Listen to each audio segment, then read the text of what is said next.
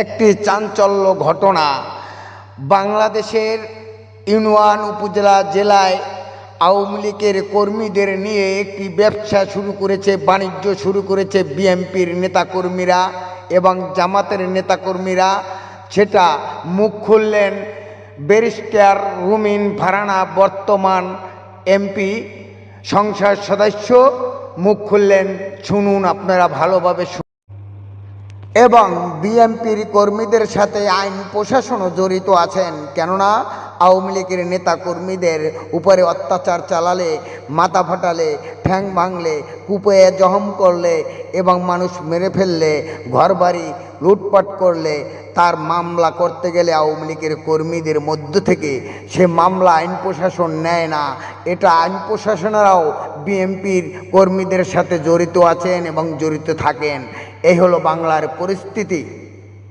জন্য বাণিজ্য করার জন্য ভয় দেখানো হয় ফোন দিয়ে, নাম কিন্তু দিয়ে দিব টাকা না দিলে, এত টাকা দিতে হবে।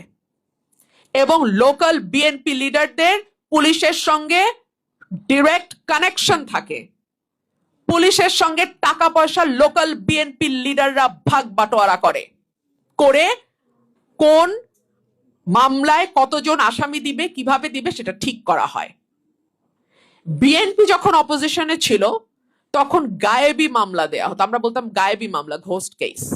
ঘটনা ঘটে নাই, আসামি যাকে করা হয়েছে সে উপস্থিত নাই, কিন্তু তার বিরুদ্ধে মামলা হয়ে গেছে। তারই ধারাবাহিকতা যদি এখনো চলতে থাকে তাহলে আর এই অভ্যুত্থানেরই বা দরকার কি ছিল? তাহলে আমরা কোন নতুন বাংলাদেশ, নতুন রাজনীতি, নতুন সমাজ, নতুন চিন্তা ইত্যাদি ইত্যাদি ইত্যাদি কথা বলি? একই তো ঘটনা, বরং আরো খারাপ ভাবে ঘটছে। তখন অন্তত বাণিজ্য শব্দটা শোনা যায় নাই, এখন বাণিজ্য যুক্ত হয়েছে ভুয়া মামলার সাথে।